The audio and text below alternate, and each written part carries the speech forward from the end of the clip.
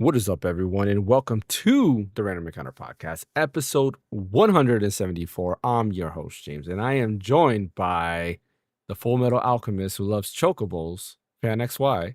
I guess What's up, technically guys?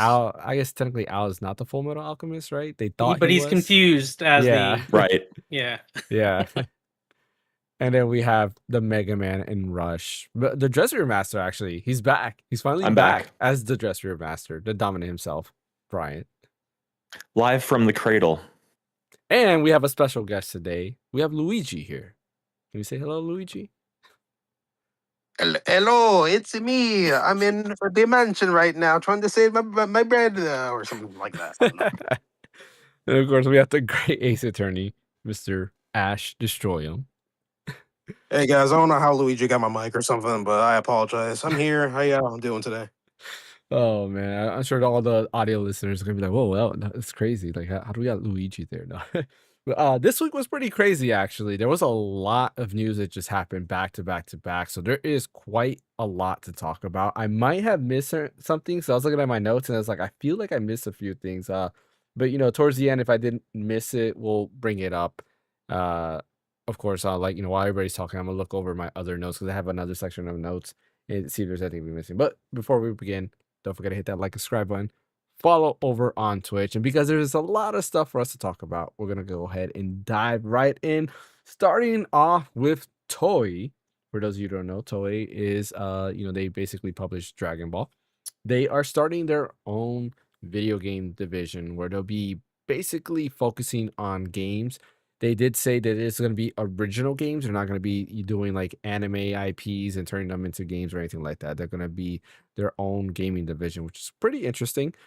They said, I believe in a couple weeks, they're going to show off their first game that they'll be publishing. So that's kind of cool. I can't wait to see what they bring to the table. Like, honestly, for me, like I like the more Japanese developers we get, the better, because I feel like we do get a lot of like Western like indie development, but I don't really see too many Japanese indie development. So I'm curious to see where this is gonna go when it comes to Toy. The Legion Go S is ridiculously priced right now. It has gone from $650, which that was the price where it was on Black Friday. It is currently sitting at $1,600 for the Legion Go S. That's the one with the Z Extreme running Steam OS. And yeah, I think that's a ridiculous Not the price point. Z2, the Z Extreme. Yeah, the Z1 Extreme, not the Z2, the Z1 Extreme. So the same stuff that we were getting for half the price. And it does have 32 gigs of RAM, which I'm pretty sure probably a lot of it has to do with the RAM. Is ridiculously priced. I mean, even storage is ridiculously priced. The other day I looked at an SSD because I was like, man, I would want a 2 terabyte SSD because I want to store more content onto it. It's $500 for the Samsung 2 terabyte SSD. It used to be like $150. Yeah, they were like 150 tops. You can find them probably at 120, give or take. But yeah, I don't know. Like, what do you guys think about PC gaming in terms of the handheld market right now? Like, I feel like it's a bad market, and right now, it's kind of like, I don't know, like they need to hit a pause until everything goes down. What do you guys think about all this? I'm just glad I bought all my stuff when I did. I'm like not really in the Same. market for anything. Same. For once, it pays to be an early adopter. Yeah. That is true. That is true. I mean, it would have been nice if I would have got the Xbox ROG Ally-X just because I would have got the Z2 Extreme, but like I didn't want to spend the extra money for only like a 10% boost in performance. 10-50% boost in performance. But yeah, I'm kind of glad I did get into it. I've actually been playing my ROG Ally a lot more this last week. It's funny, So- you and me both. I don't know if any of you guys saw what I've been playing on my ROG Ally X recently, but I've been playing my ROG Ally X the last few days. Just because like I looked at it and I don't know, something just brought me, like, you know what? Play around with it. And surprisingly, I think the Xbox dashboard that they added to it has been touched up, that it's a lot more seamless now. When I first tried it, it was very buggy and I did not like it. So they fix a lot of it. It seems a little bit more seamless, and I'm enjoying the ROG Ally X. But I guess Brian didn't guess what I was playing. I've been playing Clair Obscur Expedition 33. Nice. Yes. I just got what's his name? Monaco. His battle theme, his main theme, it's pretty good. I like it. Like I enjoyed losing to him multiple times. I was like, this is fun. Like I can lose him quite a bit because the song was good. But yeah, I just got him. I'm going into old Lumiere, or I'm in old Lumiere, and I'm grinding. I was wondering like why he kept dying instantly, and then I realized I didn't use his the ability points or whatever to like level up his stats. I was like, okay, that makes sense. I forgot. I forgot some of the mechanics. I was like, okay, trying to remember what's what. That's what happens when you don't play a game for a while. But yeah, I've been doing it. I've been playing it a lot more recently. But that wasn't the main reason I wanted to go back to my RGLIX. It was actually I wanted to play Sparking Zero again because of the new update. And then I did play it for a little bit, and I just went back to Clear Obscure Expedition 33. So hopefully I can I'm finish loving that your soon. penchant for going back and finishing games, James. That's very unlike you. I love it. It is. Yeah. It is. Yeah. Congrats. I'm trying to keep this roll. Like I'm excited. Like I've been counting I can count now almost on 2 hands how many games I've beaten this year. So proud of myself. We'll see if that continues. But yeah, I agree. Like I'm happy I got the ROG Ally X when I did, and like you, I wish I not wish, but part of me wanted the Xbox ROG Ally X, but I'm happy with what I have. The only thing I don't like about the ROG Ally X, and I've said it a couple times, is the ergonomics. I've been having to take more breaks with it. Even now, since I've been playing it the past few days, my hands are starting to hurt again, and I gotta get grips for it because it hurts my hands really bad. I don't get The Yeah, that. I have Xbox grips Ally for mine. X is very comfy. Yeah. Yeah, see, I have grips for mine. Where'd you get those at, or did you 3D print those? Well, my wife bought these on Etsy, Oh, yeah, but they are 3D printed. So technically, you could probably just 3D print these. I gotta get better with the 3D printer. Everything I 3D printed, I don't know, just comes out like trash. I gotta figure out this stuff. But yeah. Ash, any thoughts on the Legion Go S being almost more than double the price More than now? double, like So 2.5 expensive. I mean, I never saw any value in that in the first place, but the fact that like even double the price. I mean, we all know what's going on with the whole AI situation with the data centers using all the resources with the RAM and all kind of stuff. I'm do hoping that the AI stuff slows down a little bit because there has been like some things that happen, especially with Google, that came up with that. I came up with a new algorithm to essentially do a lot of AI stuff within a small with a small computational power, I think, which is nice. And because of that, I think it drove RAM prices down to like I think 20% from its huge spike, which is nice. Which I'm hoping later on a lot of stuff begins to slow down and slowly deflate. Some people are hoping for the stuff to pop, but I think so. It's going to deflate a lot more and everything. Same goes for storage. I want storage to go back to the way it was, man. I remember seeing 2 terabyte NVMe's for $100, bro. I remember that. That's fine. Yeah. So I'm glad I got everything that I got, what I got and stuff. I think funny enough, I think the cheapest stuff you can possibly get is actually certain graphics cards. Like for example, the 9070 XT. I know for MSRP was like $600, but now you can find it for like around 720, which it's still an okay price for what it is. But Yeah.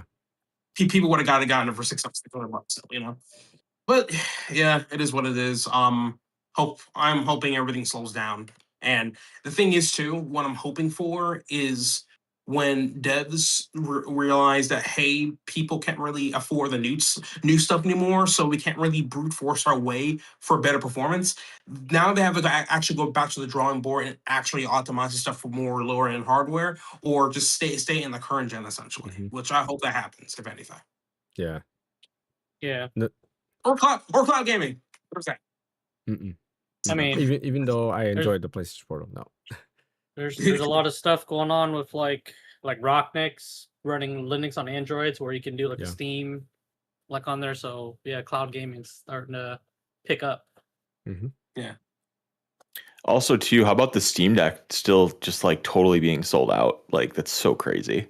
I think part of it's the RAM shortage too. Like I don't think. Well, sure, but it's just we're talking about how the stuff is so expensive. It's like you can't even get a Steam Deck right now. It's just everything is such crap as far as like availability and price. It just feels like the era that we were in when the Steam Deck came out is like bygone, and it was when things were cheaper and when things were easy to get, and now everything's harder to get and it's more expensive.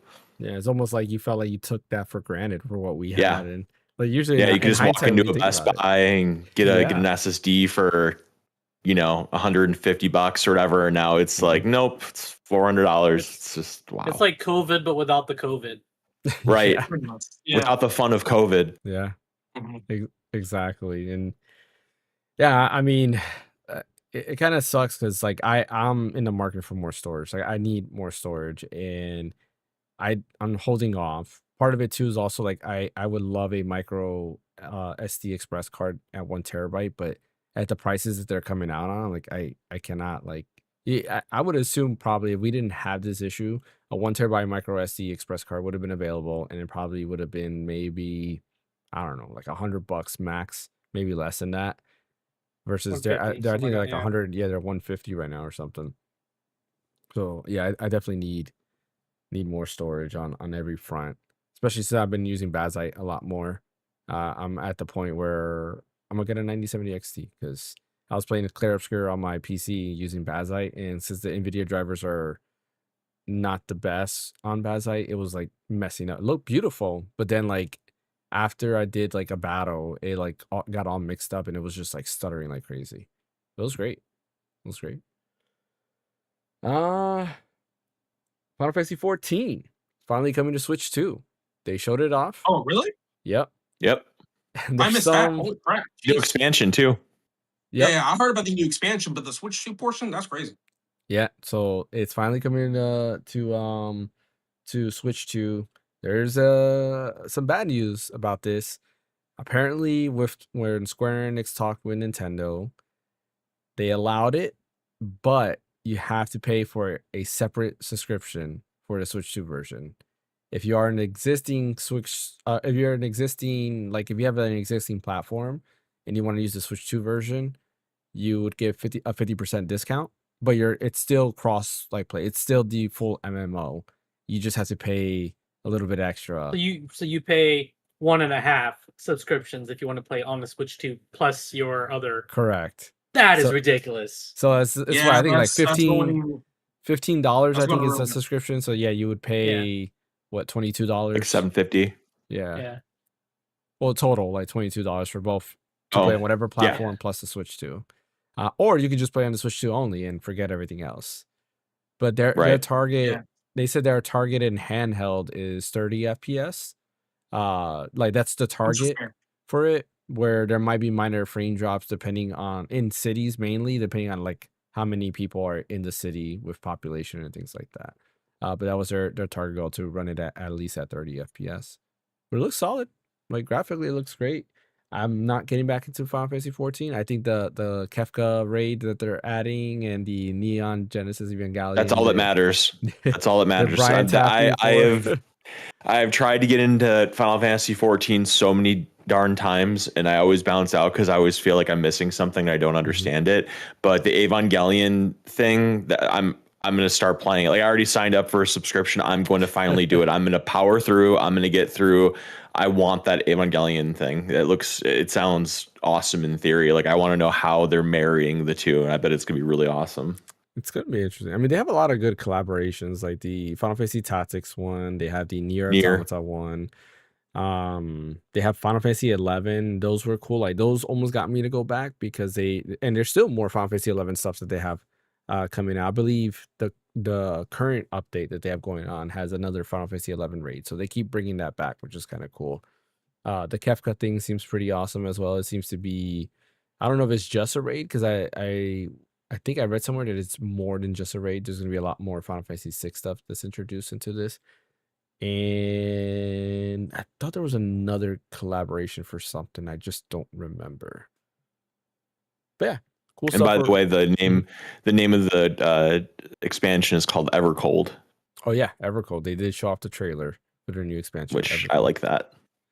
I don't know how I'm feeling about the trailer. I was just kind of like, eh. It's not as good as the other ones. Face review, right? They showed the whole like expansion. Like they have like a little story trailer for it. Oh, okay. Yeah. I was watching some YouTubers just covering it a little bit. They were saying either that this is kind of like a soft reboot or something like that. Which I'm like, okay. Interesting. Like the thing is, I mean, I did play a good amount of 14 back then, but I don't really remember too much of the lore itself and stuff. So when they say soft reboot, I thought the quote unquote soft reboot was Final Realm Fantasy Reborn. 14. Yeah, not Realm Reborn, not that one. Well, technically that one is, but like there was already another reboot that happened after I think it was from I think it was after Shadowbringers. That there was a September Endwalker? one. Endwalker, yeah. People were saying Endwalker was the one, or is that the one? Hmm. Is the one with the moon title card with the Tales of Endwalker. Yeah. Law? Like you guys know what Yeah. I'm talking about? Yeah, it's Endwalker. No, that can't be because Endwalker was the end of the story. So that ended the whole Yeah, they like the first weren't they arc. going after the Mother Crystal? They were taking out the Mother Crystal by the Endwalker, Hmm. and that end of itself kind of like rewrote certain things. I don't know. Maybe. I don't know Yeah, because I thought, to my knowledge, that just ended that story with the main. They brought back the main bad guy who was in before Meteor, I guess is what they call it. Before like A Realm Reborn, the main bad guy you had to fight at the end there. They brought him back, which I thought was cool. And then Dawn Trail kind of brought you to a whole new continent, which added like more stuff over there. And Evercold seems to bring you to another new continent because apparently like everybody flew to the sky. So now you're at the underneath the sky, some Skyward Sword type deal, but everything is like frozen because everything got frozen and there's still people living underneath the sky. It seems interesting. Like the story in Final Fantasy 14 is really good. Like I do really enjoy the story. Yoshi P was asked, or he talked about it a little bit, where he said he has thought multiple times of creating like a single player version of Final Fantasy 14 so that people can just experience the story itself. I think that would be cool. I heard Shadowbringers is like one of the best Final Fantasy stories ever. Yes, Yeah. it is. When the first trailer came out, people were just going like balls to the wall over this. It was insane. And when I watched the trailer myself, I'm like, damn, that looks really freaking good. Well, So yeah, the whole like Warriors of Light versus the Warriors of Dark thing, which is what Shadowbringers was pretty cool. Like the whole concept. yeah. I will say, maybe you guys can tell me as folks that are like way into, or you were into Final Fantasy 14 and you played it a bunch. It's like playing through, what do you call like the first thing, like the Final tutorial? Fantasy 14 main? Well, I guess Reborn? like in a cool, yeah, Realm Reborn. Like I played through it and like it's a pretty basic story and it's a little hard to follow, but like by the time you get to Shadowbringers, does it kind of come more into focus as to what you're doing and why you're doing it, and it becomes a lot more apparent why it's interesting? Yeah. It basically builds everything from the lore from going from Realm Reborn all the way up to Shadowbringers. That's why people were mainly going crazy over this because they're noticing, oh, they foreshadowed this back in chapter whatever from Realm Reborn, and now it's coming to light in Shadowbringers. That's the whole point of it, if anything. Gotcha. Well, I would say And Heaven's Word is basically like the story there is where it peaks. Like it gets way better after Realm Reborn because the Realm Reborn is still closing loops from the previous Final Fantasy 14 because it is canon. The previous Final Fantasy 14 is canon, so a lot of that story it's referencing that, which is why it's hard to follow. Because if you didn't play the original Final Fantasy, it does kind of get kind of weird. Like, okay, what do you mean you're rebuilding these towns and people are still scattered around and all this stuff? Because it's talking about the OG Final Fantasy 14 still. But then once it hits Heaven's Ward, it basically builds off of it, and they have their own mini stories, and it makes a lot more sense. But yeah, Final Fantasy 14 coming to Switch 2 in August. I think they had an actual date. I didn't write it down, but I know it's in August, so very, very soon, which is kind of cool. wait, for that separate subscription thing for the Switch too, is it the same thing for other platforms like Xbox, PlayStation, all that kind of stuff? No, Or so it's the all same the other subscription platforms across all has of them? all the other platforms has one subscription. The Switch 2 is the only one that's gonna have that separate subscription. If you're already subscribed to the other platforms, then you just pay 50% of the subscription. Yeah, that's a bad move. I mean, I can understand why why that happened to begin with because Yeah. Nintendo wants some of that piece, but I'm like, I Yeah. would not, I would definitely not do that, especially for what you're at right now, Nintendo. No, that's not a good idea. Yeah, I I wouldn't. would like to see, I would like to see like certain players play on the Switch 2. Like if they have no other choice but to play on the Switch 2, okay, Yeah. that makes sense. But I if they think already have like another console or a PC they can run off of, like I don't know, bro. I don't know. Yeah. I think for me, like it sounds to me like they wanted to have like Nintendo Switch Online as a requirement. So then the what's the right word I'm looking for? The compromise was like, okay, you have to have a separate subscription for the Switch 2 version, which honestly I would have preferred Nintendo Switch Online because I think most people pay for it already. You might as well just have Right. Yeah, said makes sense. made this a requirement, but then they're probably thinking, well, if we make it a requirement for Switch 2, then it has to be a requirement for Xbox For and PlayStation as PlayStation, well. yeah. Yeah, so they couldn't do that. So this was kind of like the way they decided to do it. Which that makes sense, I guess. So yeah, we'll see how that goes. Some interesting news came out by somebody who I thought it was kind of weird that he had left this company, and that is by Mr. Shuuhei Yoshida, where he talked about Jim Ryan. And he basically said out loud what I think many of us were thinking, where he said that literally he basically got fired by Jim Ryan because Jim Ryan did not like what he was doing, where he was asked to do what he said was weird decisions, and he would go against those weird decisions. And I think honestly, like in hindsight, and I've said it multiple times, a lot of people like to defend Jim Ryan. Like there's a lot of tweets out there defending him. I'm like, dude, like you guys are crazy. Yes, PlayStation is more profitable than ever before as a business decision. Okay, yeah, he did a good job on the business side, but like on the brand, I think he hurt the brand a lot more than anything. I feel more people were dropping off of PlayStation and going PC gaming because of the lack of exclusives, Concord failing, and it just seemed like PlayStation no more had an identity. They were just there. They were another third party machine, where a lot of people who used to gravitate to PlayStation because the exclusives are not getting those exclusives. There's a lot of complaints, and I think part of that is probably what Shuhei Yoshida was fighting against. Remember, Jim Ryan closed Japan Studios because I don't think he thought of diversity in their portfolio. They just wanted live service games, and live service games. That is it. What do you guys think about that? Did you guys see the tweet and see what Yoshida said? And another thing, people actually got upset that he said that, which I was like, dude, like why would you get upset at him? Like he's telling you the truth, and then you're saying, oh, it's unprofessional, you shouldn't have said anything. It's like, no, I'm glad you said something. First of all, how old is that guy now? Like he's got to be probably close to 60. Yeah, I I'd think assume, so. Yeah. maybe. So it's like how much more what opportunities is he missing out on by being candid? I mean, I think that for him at this point in his life, it's probably more important for the record to be correct and not have his body of work be tainted by Jim Ryan. Not to say that Shuhei probably didn't make some mistakes, but at the same time, compared to Jim Ryan, I think the philosophies are just much different, and I'm probably much more aligned with the Shuhei philosophy of game releases and everything. Yeah. I for one find it refreshing that he's so candid about it because I feel like our industry just has so much secrecy to it and so much unnecessary hush hush where it's a huge expose if anything comes out about something. So I think it's cool that he talked about it. I mean, granted, maybe it is a little bit unprofessional, but it's at the same time, it's just we never hear stuff like this. And he probably just figures he doesn't have much to lose and he wanted to get his thoughts out there and it is what it is. So good on him. I don't have a problem with it.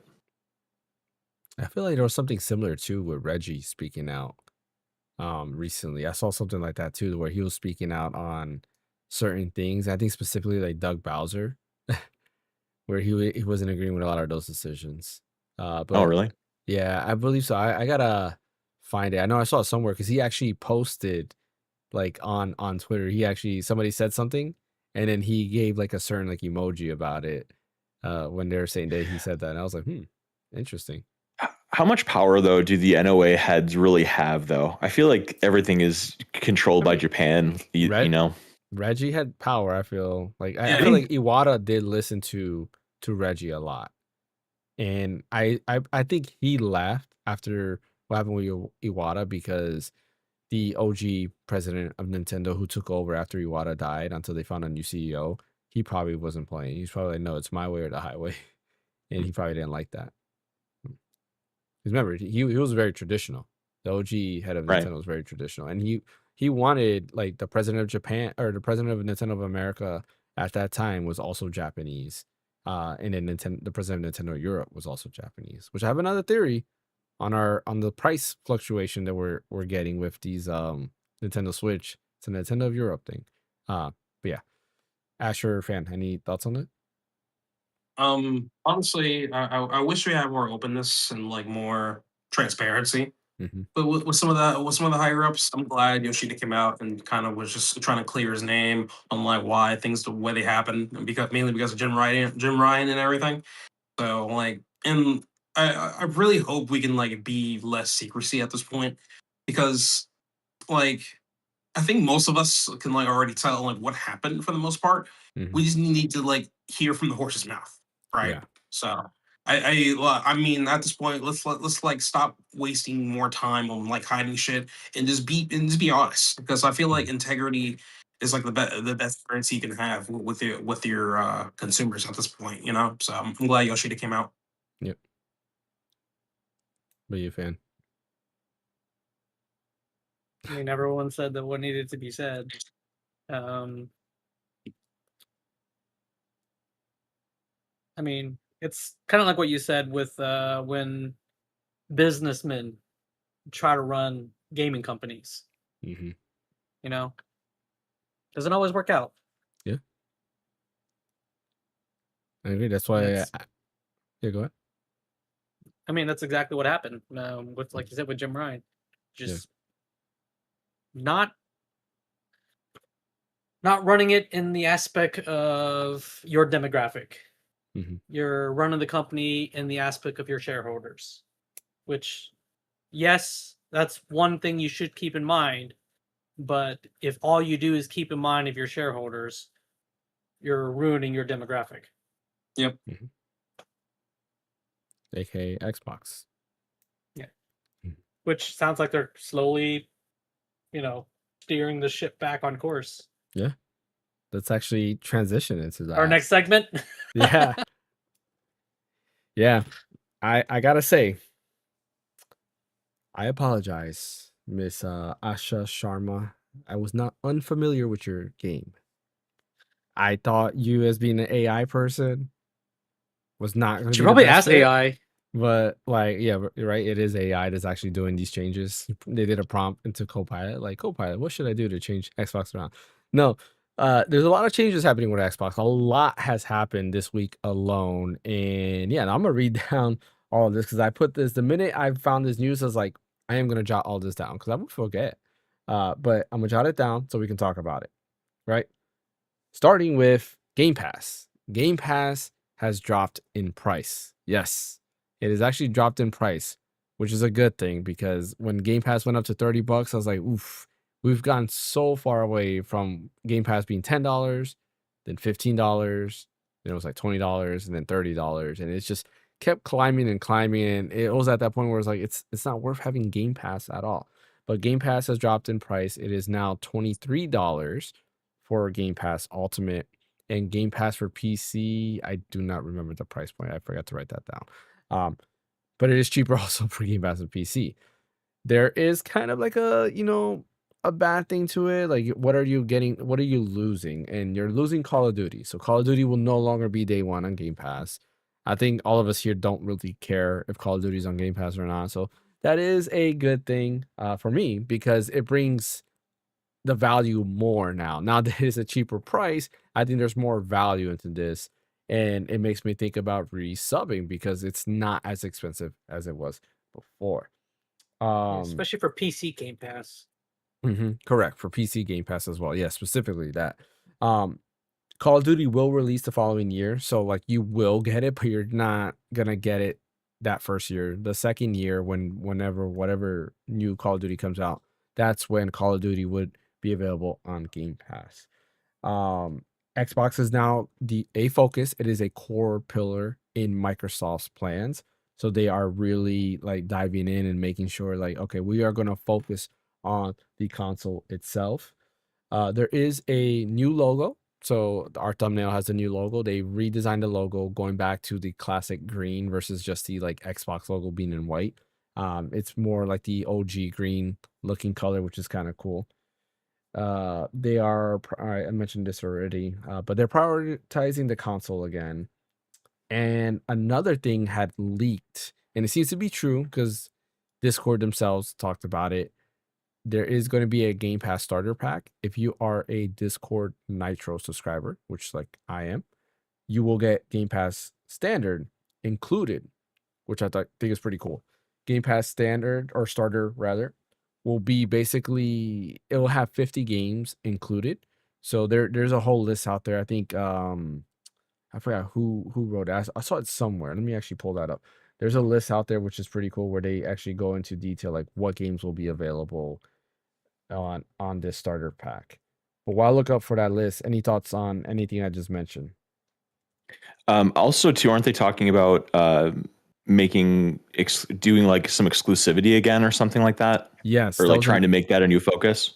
Yeah, that is another thing that they are looking into focusing on exclusives again because they do think that exclusives, which we said plenty of times, is what will bring people back to the platform. They are unsure exactly how that's going to look like, so they're still like talking about it, but they are trying to bring back exclusives to Xbox. So I don't think maybe I assume like what's it called like the Halo, the stuff that's already announced is going to stay multi-platform, but maybe future projects will go back to being exclusive. So real quick, I'm gonna read the list as I have it here. Among Us, Astroneer, Batman Arkham Knight, Celeste, Chivalry 2, Cities Skylines, Remastered, Control Ultimate Edition, Crash Team Racing Nitro Fuel, DayZ, Dead Cells, Deep Rock Galactic, Descenders. I don't know what that is. Dishonored 2, Disney Dreamlight Valley, Doom 64, Doom Eternal, Fable Anniversary, Fallout 4, Fallout 76, Firewatch, Gang Beasts, Gears 5, Golf with Your Friends, Grounded, Hades, Halo 5 Guardians, Halo Wars 2, Hellblade Senua's Sacrifice, Human Fall Flat, Inside, Limbo, Medieval Dynasty, Monster Sanctuary, Ori and Will of the Wisps, Overcooked 2, Payday 2, Crime Wave Edition, Power Wash Simulators, Psychonauts 2, Retro Classics. Specifically, they say Psychonauts is only going to be for Windows. Retro Classics, Slay the Spire, SnowRunner, Spiritfarer Farewell Edition, Stardew Valley, State of Decay 2, Stellaris, Super Hot, Mind Control Delete, Superliminal, I guess is how you pronounce it, Teenage Mutant Ninja Turtles, Shredder's Revenge, Elder Scrolls Online, Standard Edition, Totally Reliable Delivery Service, Tunic, Unpacking, Vampire Survivors, Warhammer 40k Darktide, Warhammer Vermintide 2, World War Z, and Wreckfest. So that is the game list that was leaked that will be coming to Discord Nitro, which will include Game Pass Starter Edition, which is pretty cool. Starter Edition will also give you 10 hours of cloud gaming each month. So you have a total of 10 hours to play each month, which is, I guess, cool. I guess. Yeah. And you will earn Xbox rewards for playing, which you can use those rewards to get more Game Pass if you wanted to. But yeah, I think everything I mentioned in terms of what she's changing so far I think it's pretty positive. What do you guys think? I have more thoughts, but I'll let other people go first. Mm-hmm.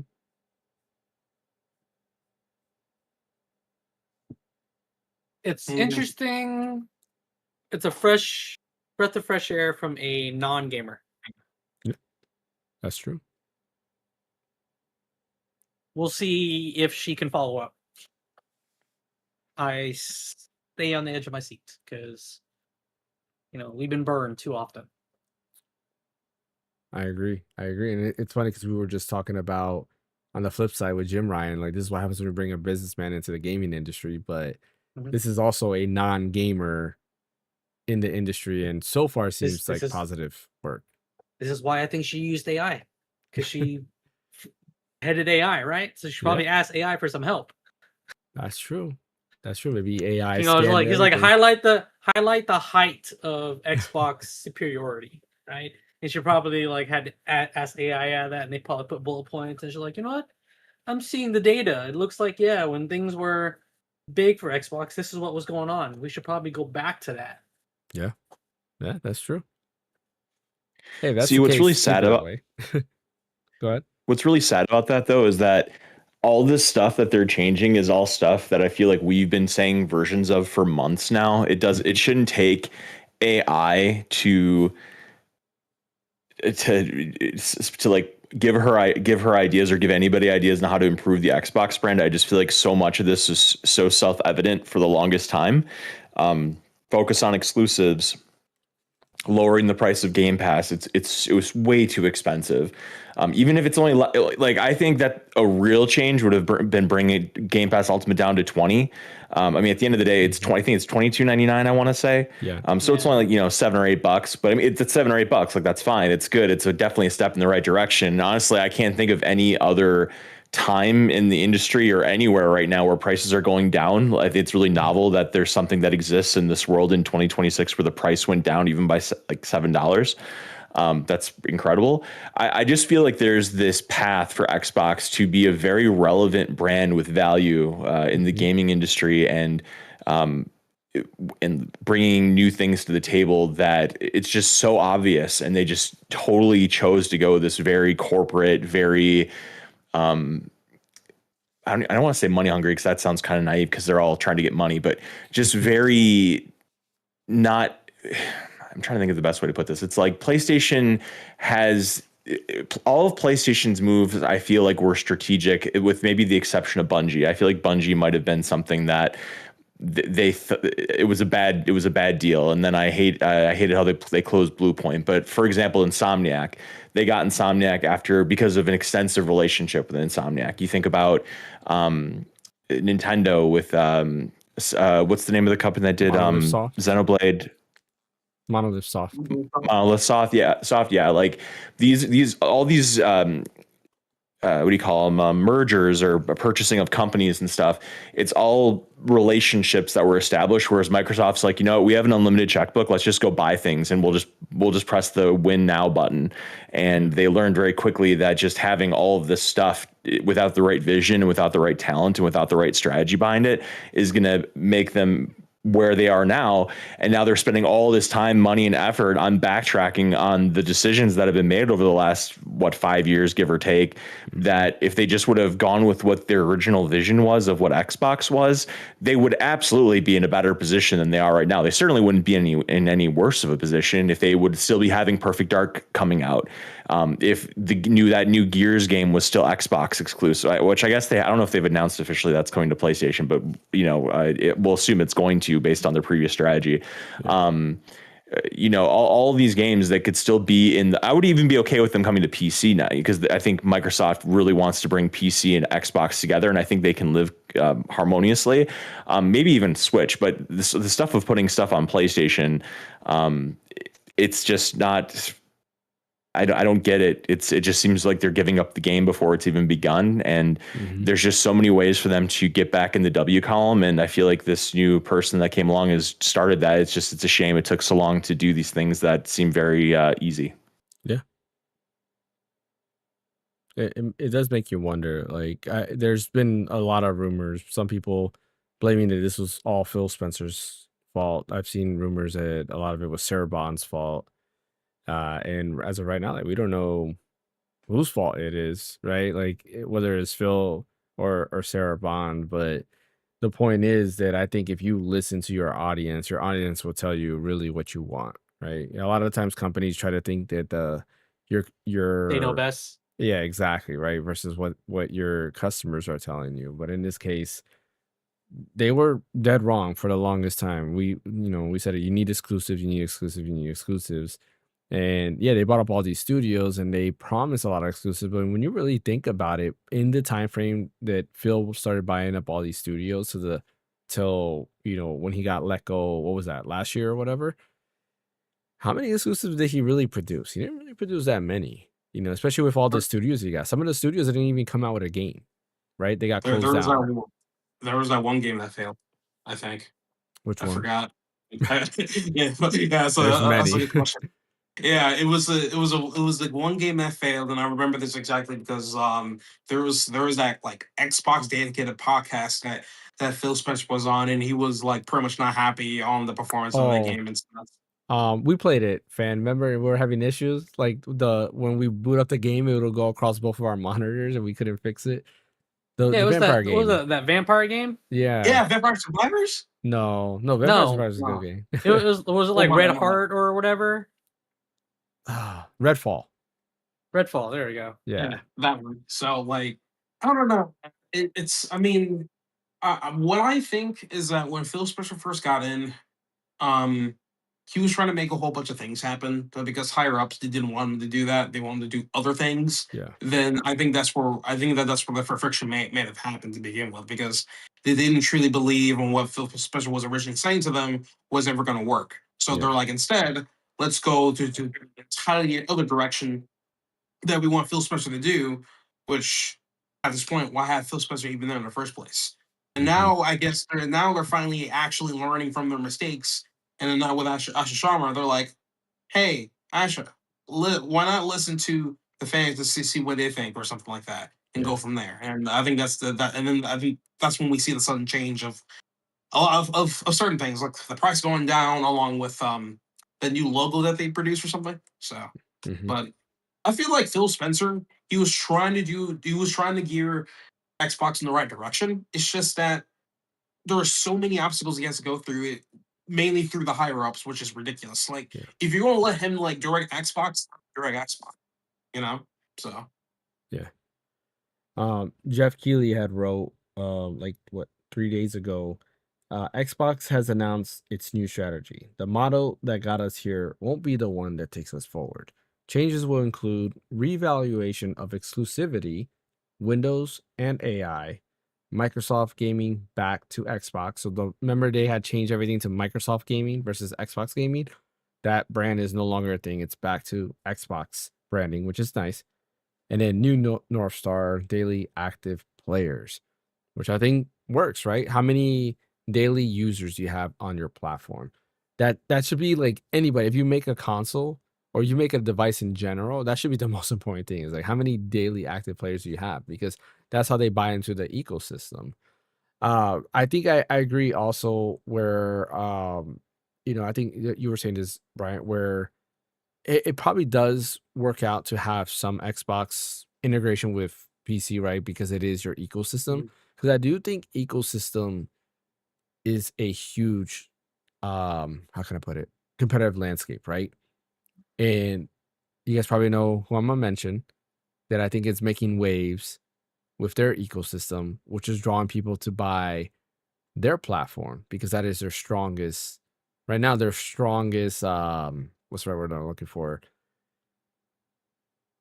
Help me out, guys. I can't think of the word. It's like their strongest system seller, I don't know. I guess. Yeah, their strongest, I don't know. Asset? Yeah, their strongest asset. There we go. Thank you, Brian. And that is Valve and Steam, right? Steam is so powerful. And yes, they do give you other options, but they've created this ecosystem. You have a gaming PC, you probably have Steam already downloaded. So hey, why don't you get a Steam Deck where you can take those games portable? Oh, you want a console-like experience in your living room? Here goes the Steam machine. Oh, you want to also experience games maybe in VR, but also use it to play games not in VR? Here's the Steam Frame, right? They're using that and expanding beyond to keep people in their ecosystem, which I do think it's another way for Xbox to compete. So they can have Xbox ROG Ally X. They can have the Xbox app on PC. They can have an Xbox. But I do feel like they need to tie all that together where it's like, yeah, you buy this game here, you get that. Now the flip side to that will always be, all right, if I can get these games on my PC, why buy an Xbox? But I do still think there's a draw to a cheaper machine that can play these games at a high quality level. So that's my take. Do you guys agree with that? Or do you guys think like, no, Xbox should just be console and forget PC altogether? No, I think you have to have PC in this, how things are. I just think Steam is just so ubiquitous, and it's a big part of gaming, even if it's, I would say that, I mean, this is really not formed any sort of data whatsoever, so I could be totally off base here, but I still feel that PC gaming is more niche in that it requires more knowledge of technology to do PC gaming, just not just from a software side, but from a hardware side too. Just upgrading your rig, having the right settings in Windows, having your drivers, having your Steam settings, having you have to know that kind of stuff. Whereas console is kind of like you can go to the dorm and to put on Madden NFL, just put the disc in or download it from the internet and play. You're good to go. But at the same time, it's a big piece of the gaming pie. So I do think that it deserves to have its place. And Microsoft is the biggest manufacturer of OS in the world, from a PC standpoint, or desktop standpoint, whatever you want to say. And I just think that you can't just give that lip service. You have to address the PC folks. AK on YouTube says diverse group looking like a Model UN meeting. So yeah, somebody else called us cosmopolitan ice cream. Yeah. Shout out to you. AK. That's really funny though. I like that one. Made me laugh. I like that one. I'm gonna frame that comment and put it on the wall in the back. Yeah, right. I need to hang something up anyway. So yeah. Oh man. It's funny. We've gotten a lot of comments recently on YouTube talking about how diverse that we are. It's true. Like literally, we're all different. Race here on this. One of a kind. We're a one of a kind podcast. You don't definitely see podcasts as diverse as us. I mean, we could technically hit every continent. That is true. We can. that'd be fun. Yeah, so that's Xbox. Anybody else have anything to say about Xbox? I just hope I just keep following the path. Yeah. Keep on the path. Keep doing what you're doing. Listen to us. Just don't let us down. Listen to us. Just go back retroactively and be like, bro, we could have done this. Do it right now. Please. Just do that. It ain't that hard to do. You want to make some money? Make some money. So. Yeah. I will buy another Xbox if you just announce Lost Odyssey remake exclusive for Xbox. I will buy one just for that game alone. So there's a just do that. I'm gonna hold you to that. Yeah, I'm gonna hold you to that, man. Hold me to that. If they announce it and be like coming to Xbox Series X, I'm like, man. Even though I don't want to go ahead and have to go ahead and spend what is it, $900 on an Xbox Series X now or whatever they are. Yeah. But yeah, I would do that. All right, let's move on. I found a little note here for another bit of news. So MBG over on Twitter says Sony's first party studios have reportedly been briefed on the upcoming PlayStation handheld today, and an insider gaming report about it might be coming soon. I have checked up on that, and I have not seen any type of report stating that Insider Gaming at least has done that. So who knows? Maybe this week we'll see that. But what do you guys think of that? Are you guys excited for this Sony handheld that might be coming out? It depends. Is it going to be like a new? Is it going to be like a new platform, or is it going to extend off of the PS5? It's supposed to extend. So basically, a portable PS5. Yeah. If it could be like a Portal 2.0, that can be standalone without having to run games over the internet. Just give me a better Portal. I like my Portal, but I wish they would do an OLED Portal, more better Something sticks. With Wi-Fi 7 that has Wi-Fi 7. Yep, 100%. I would be all. They could charge $350 for it. I'd be all over it. They could charge $400 for it. I'd probably be all over it. I know you would. I would though. Yeah. I love OLED, my Portal. Wi-Fi 7, better sticks.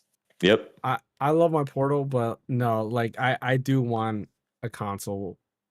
I want a console experience, because there's times that I've been out with my wife and I'll pull it out while she's doing something, and I'll pull it out and I'm like, man, I still gotta stream this.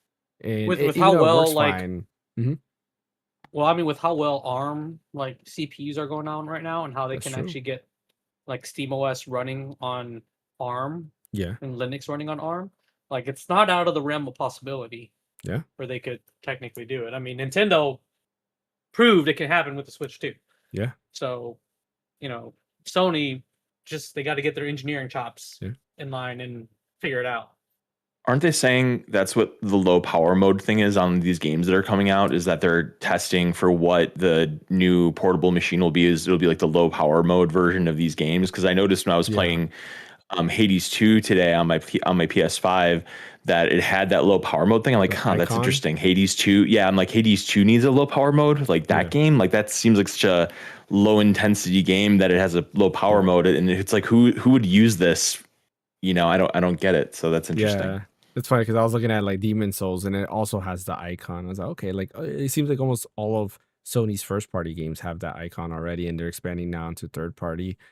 Yeah, I do think this portable system is real.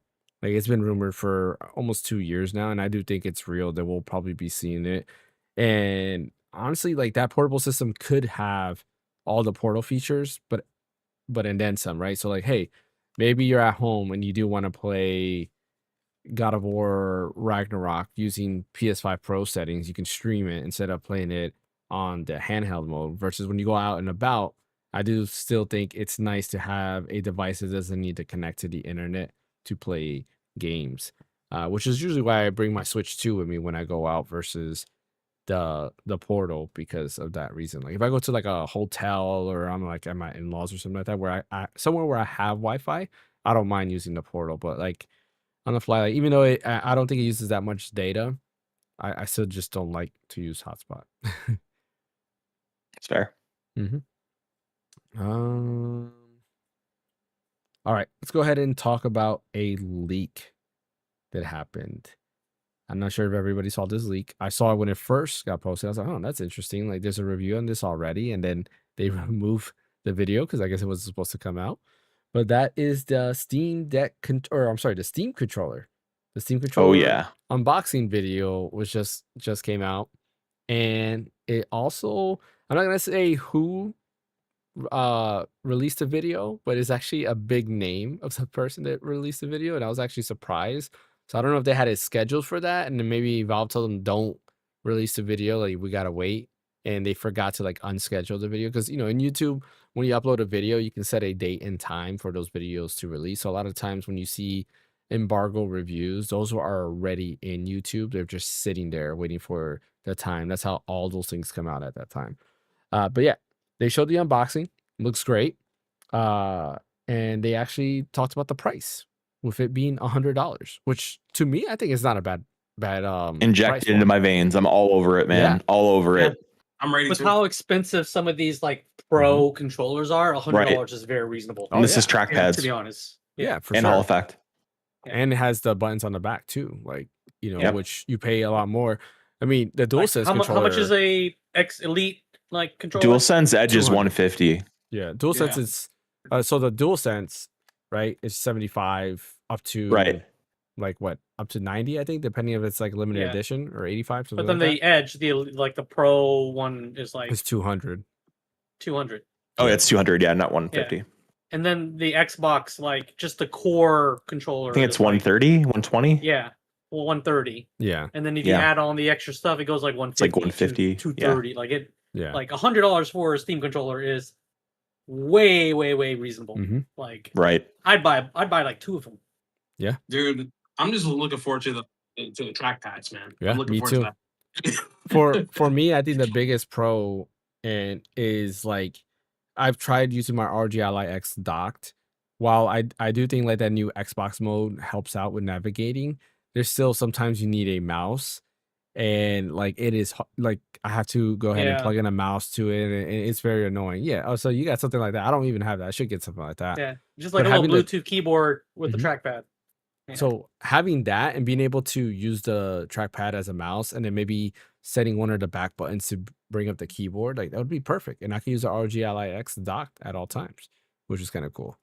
Or not all times, but you know, whenever I want it docked, I can do that. So I think $100 is a good price. Some people are complaining, saying it's too expensive. I'm like, look, the Switch 2 Pro controller is $90, right? Oh, what up? So yeah.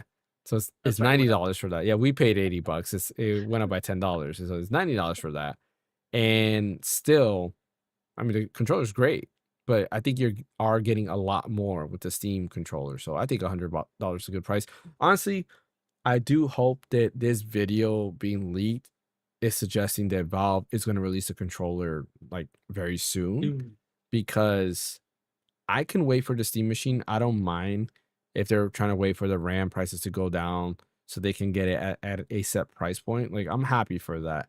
You can hold the Steam Machine and the Steam Frame. The controller is one of those things that I feel like, why hold it? Like, just release the thing. A lot of people want to Right. use that controller. I would, like you guys, That if doesn't take pre-orders were to RAM. come up, yeah. If pre-orders were Right. to come up in, tomorrow, I would pre-order one because Yep. I do want one. I assume So everybody we here's all, gonna get one. yeah, I'm yeah, getting we one. all. I'm getting one. We all sure got to be ready to buy that because I'm pretty sure the scalpers are also going to be ready to like buy all of them. Yeah. They're trying to scalp them up, so Unfortunately. we got to be ready. So Maybe they'll have something where it's like, since maybe they'll do it like with Steam Deck, where you have to have a Steam account for a certain amount of time, but also too, you'd hope that given there isn't any components in it that would be considered rare, it's controllers, so it's not like it has RAM and SSD and GPU and all that kind of stuff. So you'd think that those components would be less rare than controller components or whatever, or controller components would be less rare than PC components, console Yeah. components or PC components. yeah, it makes sense. Yeah. Yeah, but I mean, you got people they have FOMO, right? They're like, oh, I gotta get a day one, so scalpers will prey Right. on that to get as many and then resell it, which they tried with the Steam Deck, and quickly orders kept going through, and finally, when the Steam Deck price stable, they went back to normal, and scalpers just kind of disappeared with that. But I think Valve has done a good job of trying to combat scalpers either way, like Brian said, where they kind of like limited who got access to it, and you were only able to buy one. That's my only like fear, is they only limited you to one, because I would probably buy two, if not three. One for my son, one for me, and then I would like to have one downstairs in the living room so I don't have to take my same controller both places. And I think A the friend of mine whole is puck system is cool. a friend of mine's watching the podcast right now. He says he's also getting a Steam controller. Like Nice. everybody's getting one. Nice. Tell them to write it I'm down. like Write it in the chat. researching, like into like, because a lot of people nowadays are like building their own Steam machines. Mhm. You just AMD CPU, AMD GPU, Mhm. download Vazite or use Steam OS, whatever. So like, I've been actually like thinking of doing that, just throwing it outside my living room. Because my kids have been wanting to play games. That's why I've been trying to find my freaking Switch, my original one, but I haven't been able to find it. So I've been thinking like maybe I'll just build a small little PC out there and set up the family account for Steam. Yeah. And then give them a controller. Yeah, it's worth it. My so I had the LCD Steam Deck, and then when I got the OLED, I gave the LCD one to my kids, and they hadn't, like, when did the OLED come out? Like almost 3 years ago, right? Maybe longer than that? Yeah. Yeah. I'll Like look. maybe 3 to 4 years ago, I think. Yeah, so after that, I gave them the LCD one, and they used it for a little bit, and that was it. I think like the most usage they had was when we had Hurricane Milton, I think it was, or maybe the hurricane before that. We had no power, but I kept the Steam Deck charged, so like my son played through what is it called? Gravity Circuit. So you played through the whole game of Gravity Circuit. And that was like the most usage they had of the Steam Deck. But now they're playing it because they've been on this like Resident Evil rush. So they've been playing like Resident Evil 2, Resident Evil 3, Resident Evil 4. What else? They're playing some other games on the Steam Deck. So they've been using it quite a lot more. So I do Steam think it's Deck. Go ahead. Steam Deck OLED came out November 2023, so it's like 2.5 years or whatever. Yeah, almost 3 years ago. Yep. But now they're using the Steam Deck, which is nice. I'm happy they're using it. It's not just a paperweight, because plenty of times I was like, you know what, I should just sell this because they're not using it. But they're using it now, which is cool. But yeah, speaking of, like you said, like other Steam machines and like different PCs, the creators Vemu Deck, they also made their own Steam Deck that's a little bit more powerful. They're calling it, what is it? The fan help me Playmate. out. Yeah, is it Playmate? No, I thought it was Play Nexus. Is it Playmate? I thought it had. Pretty sure it was Playmate. Yeah, because it's funny because they tried to do one earlier that looked like a Dreamcast, which I thought that design was cool. And I remember I wanted to pick that one up, but then they canceled it because they were on Indiegogo and they couldn't get enough orders. But now they introduced this one, and they already have like buildable models. They gave them to reviewers to kind of talk about it, and it seems like they're going all the way through with this specific um this specific like device, I guess if you want to call it, which is kind of cool. And the reviews have been positive. It runs everything perfectly fine. It comes pre-installed with Emu Deck. I know some people are kind of upset that they're not using Bazite. They're using like Fedora itself modified with some Emu Deck stuff, and they didn't like that, which I get it. Like I think Bazite would have been better because Bazite optimizes a lot more than just having stock Linux. So I think that would have been better overall, in my opinion. But maybe they tried to use Bazite and Bazite wasn't cool with it, or they wanted like they didn't want it to be sold as something. Like I don't know. They must have tried something. I assume so at least. Did you find a name on it? Is it Playmate? No, the new one is called the one they're coming out with now is called the Playmate. The what it was, the EMU Deck machine was they just called it EM1 and EM2 depending on like the configuration. Okay. But the current thing that they're coming out with right now, I believe, is called the Playmate. Okay. So yeah, that's kind of cool that there's more options. And I do think like a PC in the living room that runs like Steam OS or like big picture mode is probably the best way to experience that in the living room, which is kind of cool.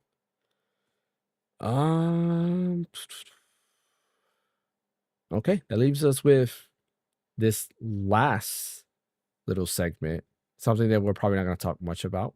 And I think that will give us also time to talk about what we've been playing. Is Splatoon Raiders.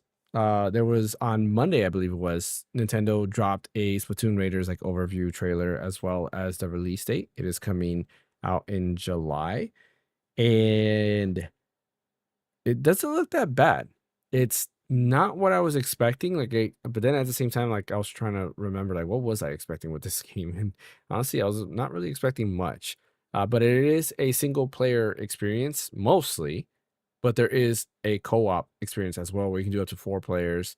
It does support game sharing on Nintendo Switch 2, so you can have 3 other people join your game. And basically, it's kind of like a third person like action game. I think they even say it themselves in the beginning that it's a third person action game where you have like quests, you have this open world that shows you unlock like areas and the map starts filling up and you just keep going. Is the Phaneckswhy? Yeah. See, I kind of figured. I thought like Playmate was something else. Yeah, so Phaneckswhy. Yeah, Phaneckswhy. New Play was in it.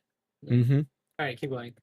But yeah, did you guys see the Splatoon Raiders announcement at all? And are you guys interested in it? Yeah, I saw it, and like it kind of piqued my interest a little bit. I wasn't really a big Splatoon fan back then, but seeing like the single player focus mode that they have, I have some interest for it. If they can come out with a demo for it, so I can at least give it a try and stuff, I might buy into it or something like that. Who knows? Yeah, so. I agree. That'd be cool, kind of cool. Nobody else has anything to say?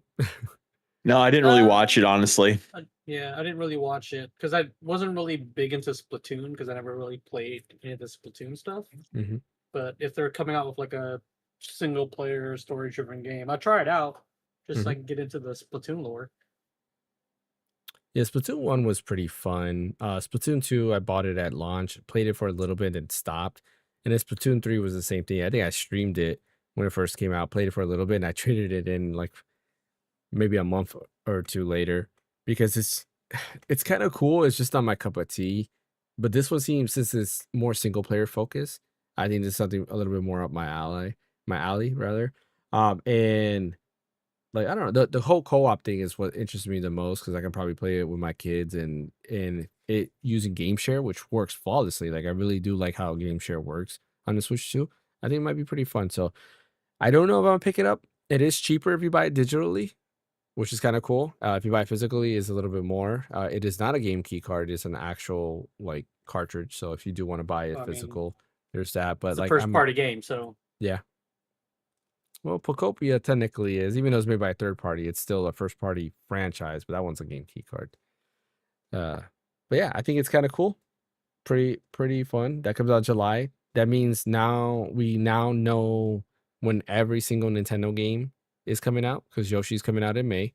We do know that. I guess Fire Emblem's the last one. Fire Emblem. Yeah, Fire Emblem will be the last one that we don't know. My guess is August. I think Fire Emblem is an August game. which puts something at June. The rumor is that Star Fox game is going to be a June game. We have Yoshi. Well, that's a really soon release for something that's not even announced yet. That'd be pretty crazy if they pulled that. Yeah. Nate the Hate said it's going to be announced and then released. Like that's how it's going to be. It's going to be very quick. It'd be Shadow cool. Drop. Yeah. Hey, they did it with Metroid Prime. Shadow Drop Metroid Prime. Yeah, but that was a remaster though. If this is like a whole new thing, that'll be very unprecedented for them, I feel like. Yeah. Yeah. I think, well, what if it's a remake of Star Fox 64? Oh, that'd be so cool. I mean, it'd be cool if they could like find a way of kind of putting all of the Star Foxes into, because I mean, Star Fox 64 at this point is an 18-year-old, going to be an 18-year-old game or 28-year-old game. Oh my God. Oh, that hurts to say that out loud. I think they came out in 98, right? So yeah, 28 years. Oh, anyway. I wonder how they're going to do the story. That like, are you playing like a seasoned, like old and like grimy Star Fox? No. Who's battle hardened? He found his father's sunglasses and he's wearing them now. His dead father. This is not the PlayStation version of Star Fox.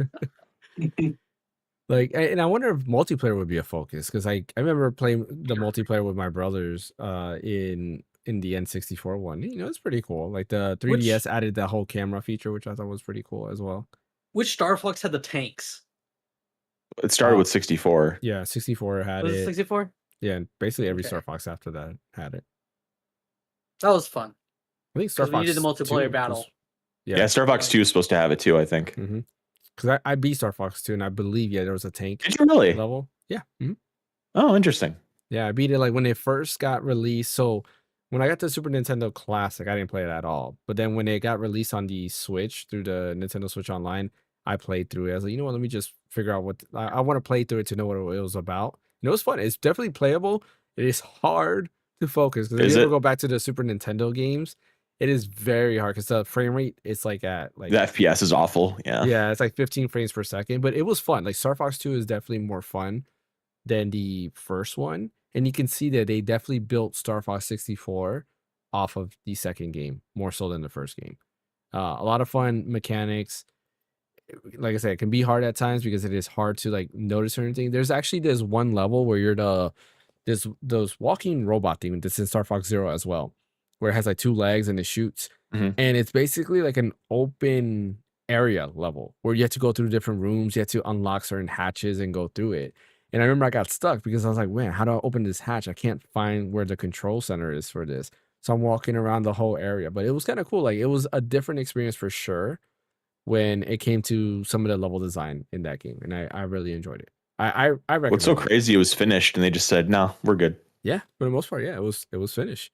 Yeah, and this is a short game. Like I want to say it only took a few hours for me to beat. You know, probably like 3 hours max, maybe. Something like that. But yeah, Splatoon Raiders comes out in August. So, or I'm sorry, July. I think Fire Emblem is August. I thought Fire Emblem was going to be July because Fire Emblem 3 Houses came out in July as well. But that's probably going to be an August game. And I think June is the Star Fox game. Then we have May is Yoshi. Is anybody getting Yoshi? I'm really undecided on it. It seems too young for me. I think I want to get it. I might get it, honestly. I saw the trailer today, the one that dropped, I want to say a couple days ago on Nintendo, the Nintendo app. And I actually like it. It's actually, I think, a little bit better than what I thought it was going to be. It does seem like an actual Yoshi game versus like a more kiddie like version. It felt like Yoshi's Island. So I think I'm going to pick it up. Did you see the latest trailer at all or no? No, I didn't. Take a look at it. I think it might change your mind a little bit. Okay. Yeah. Yeah. So hopefully Nintendo Direct very soon, where we can get more first party games announced, and let's hope they don't become like PlayStation is with the PS5 ever, where they release only like 1 game, 2 games every year. A year. Yeah. All right, let's talk about what we've been playing before we end today's podcast. I'll go first while you guys gather your thoughts, since I mentioned I was playing Clair Obscur Expedition 33, enjoying the game. Yes. Liking it. Music, the Monaco music was pretty awesome. Getting back into it has been the hardest part, but I mentioned this before when they did this update after the Game Awards. Excuse me, when they announced it. going back to it, it looks beautiful now in the ROG Ally X. Definitely looks way better, Okay. runs way smoother than it did Okay. previously, where it barely hit 60. FSR have to wasn't boot it even back up. included. You had to use XESS, and it just didn't work properly. It didn't look that smooth. Now with FrameGen and FSR supported, it does look a lot better. Playing it on my PC using Bazite looked amazing in 4K, was beautiful. But like I said, that bug happened where after a battle, it just like was stuttering like crazy. It became just unplayable, so I shut it off there. But I continued on the ROG Ally X, and yeah, I'm enjoying it. I'm gonna try to continue. I'm probably not gonna do any of like the side stuff. I'm gonna just go straight forward and try to beat the story. Because I know we're in was it Monaco, or is it wasn't it Monaco, right? That's the name, Monaco or Monaco? Yeah, Oh, Minoko. Yeah. Monoko. Monaco, there Panoco. you go. Monaco's train station, right? That's what it's Mhm. called. Yeah, train station. There's like another area I can go to, but I was like, you know what? I'm gonna just go where they told me to go to. Yeah, go just at illuminate. this point, just mainline it because you can always go back and do the extra stuff if you want to. There's Okay. no missable stuff really. Everything you can go back to. The only thing I think they like the one thing that was missable they patched out, so you can get your I don't think you're not really a platinum guy, no, but you're not going to miss out on anything if you just mainline it and then go back and clean up. Okay, cool. Yeah, I'll continue that, and I probably will rotate it with some other games depending on like how I feel. But I probably after the podcast today, depending on how I feel, I'll probably continue it because I still feel like you do got to be in the mood with all the dodging and blocking and all of that. Like you definitely have to be like, if I'm tired, I'm probably not gonna play it because In the I'll mood for miss. perfection, that is. Yeah, exactly right. But yeah, played that. I also started Yuden Chronicles. Was it the 100-Year Story or whatever it was called? Like whatever the name of the game is called. I don't even remember what the subtitle is. Anyways, it is actually really good. I'm enjoying it. It's the spiritual successor to Suikoden, made by the original maker of Suikoden. Rest in peace, as he did pass away a few years ago. Before the game even released, he passed away, which is kind of sad. But like it's actually good. I don't know if you guys have played it or tried it out. It's on PS Plus, and I'm enjoying it. I think I've been playing it on cloud, and I think there's an issue with the cloud version because there is a lot of frequent stuttering. So I do want to try it on the PS5 itself. And that's been like the only negative I have, but the game so far is good. The voice acting is really good. Story wise, like I haven't hit the main story beat, but I'm enjoying like the combat. The music is amazing. Like I didn't know what I was going to think about this music, but the minute you get to the world map, I'm like, wow, like sounds so good. Reminds me of the PlayStation 1 era of RPGs. And then the forest level also had a really good soundtrack as well. So I'm enjoying it. I do want to continue playing that because I do think there's going to be a lot of fun, and I can't wait to play it. It's one of those games like Chrono Cross where you have like a million characters that you can recruit to your party. I'm curious to see how that's going to work in terms of like, are they going to allow everybody to level up at the same time? Or if they're not in your party, then you have to level them up, which I don't want in today's world. Like I don't have time to level up individual people. But yeah, I think that is everything I've been playing. Yeah, I believe so. Yeah. Brian, what have you been playing? So I felt bad that I was not here last week because you guys touched on Pragmata very briefly, and it was very appropriate given the fact that it came out last week. But that's been pretty much all of my time spent. The last this last weekend was playing Pragmata. I want to say I'm probably like 3/4 the way done with it, maybe a little bit more at this point. I'm really trying to get through it. So here's the thing: I'm enjoying it a lot. I really am. I'm very much in this kick right now of just third-person shooters, just giving to me nonstop. But with that being said, people calling this game an early game of the year contender, highest rated game on Steam right now, a bunch of other accolades for this game. I'm not there. Like I said, I've almost beaten it and I'm enjoying it a great deal, but there are problems that I have with it. One being that the map is awful. If I don't know if you guys are ever going to play it, but the map, it almost doesn't even need to be there. I feel like it's pretty much just there for you to pick a spot to fast travel to, but it's not really meant for you to use it in a utilitarian kind of way. It's just supposed to be kind of like a a marker, I guess, but it doesn't follow you. It's not like Metroid where you have like a place and then you can go up or down and zoom around the different rooms and stuff like that. But no, it's just a static image and it says like you are here, and I don't even know if it moves. It just tells you what sector you're in. So not a fan of the map. The only thing that's a saving grace is that there are collectibles in the game, and to get the collectibles, you have to press square or I assume X on an Xbox controller, and it does a scan for like the items that you can collect. And so from a perspective of item collecting and getting everything that's in a level, you can just use the scan, and that kind of negates the need for a map. But on the other hand, there's a lot of verticality and a lot of rooms that look very similar in the game. So it's very easy, or at least for me, maybe I'm just, not smart enough, but I find it a little easy to get lost in some of the areas because there's just a lot of going down, then going up and going down and going up, and then go through this room to go through this room, and then down these down these stairs, go through this airlock. It's very kind of winding. So it's very good. It's just, that's like one problem that I have with it. Another problem with it is that at first I found the Diana Hugh relationship kind of endearing. I'm really sick of it. I'm really sick of that little girl showing me her pictures and playing with the ball and watching TV. Oh, look, cute. It's a campfire. It's like, I don't care. Like, it's just, and maybe that's why I don't have kids. It's just, it's annoying to me at this point. It's too much. They really try to hammer that home with you. And it's like, it's whatever. I mean, I'm maybe playing it up a little bit, but I do find it kind of annoying. The hacking minigame stuff I haven't gotten sick of. I really do enjoy it. I do feel like there are a lot of there's some aspects to it that I feel like are unnecessary. There are these, like when you go into a level, you can select different special, I think they're called nodes. You can select different nodes to go into a level with. So you can choose to go into a level with like 3 different nodes or 4 different nodes.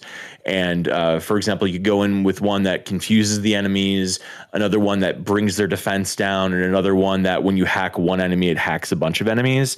And those are like the nodes that you go into the level with, and then you collect other ones while you're in the level, like once you use the ones that you go in with. And I just feel like a lot of them kind of feel samey. Like one raises the temperature of the machines that you're hacking, and one makes it so they freeze, and it's just kind of, there's just a lot of stuff that doesn't feel that dissimilar from the other. And I feel like it would have been stronger if they just would have cut the amount of nodes in half and just focused on maybe 5 of them, and they're all very specialized in cases of when you would use them, as opposed to like just throwing a bunch of stuff out there just to say, okay, we have 15 different nodes or whatever, or 10 different nodes or whatever the case may be. The story is fine. It's nothing to write home about. I'd say it's probably slightly worse than like a standard Resident Evil story. Like Resident Evil stories are fine, and some are better than others, but I don't play Resident Evil games necessarily for the story. Like there's some good aspects to it, and I like the survival horror, but Pragmata, the story is just kind of like your typical science fiction flair. The twist that kind of happens in it, you can kind of see coming a little bit. I love how it looks. I'll give it some praise. I love how it looks. It very much, it reminds me of Dead Space crossed with Vanquish. That's the best way that I can describe the aesthetic of the game.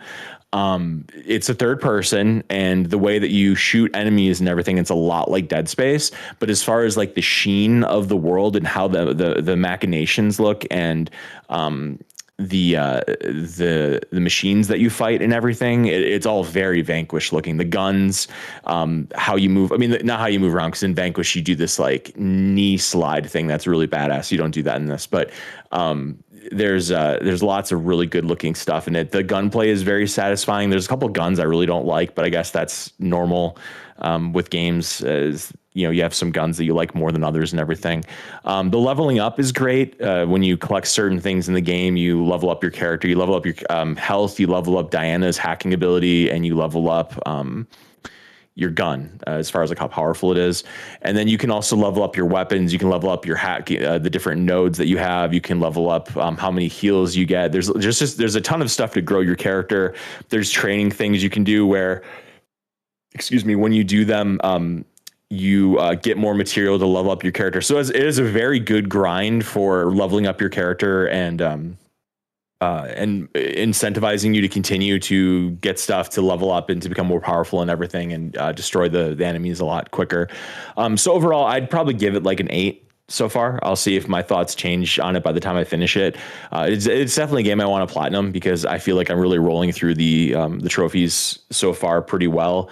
And I feel like by the end of it, I'll probably be in a situation where I only need like a few. So I'm going to go ahead and platinum it.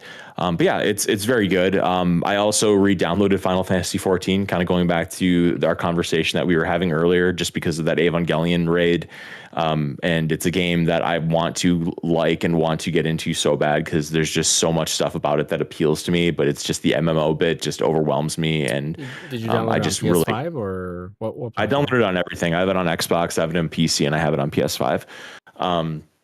So I really want to really drill into that because I know that when that expansion hits, I will absolutely want to play that Evangelion raid. So I got to do that. I pre-ordered Diablo, that Diablo expansion. I really haven't played that much Diablo, but I really want to. Again, it's another one I really want to play because what I did play it, but I did like a lot. Then I actually played a lot of Hades 2 as well, and I'm really enjoying Hades 2. It's tough as nails, but lots of really good quality gameplay in that and growing and stuff. And I just feel like there's so much to it that it's hard to kind of wrap your mind around sometimes. But yeah, I have a very, very diverse mix of games I'm playing right now and trying to find the time to play. But I'm about to finish Pragmata, and I'll report back probably next week. Don't forget about Link to the Past every day. Yep, you bet. I did my my fastest time in it, 100%, 2 hours and 29 minutes. Nice. So now, so you can definitely do it in the stream now, one stream. Yeah, absolutely, 100%. now you got to do Ocarina of Time. Oh man, that'll be way longer than 2 hours and 29 minutes.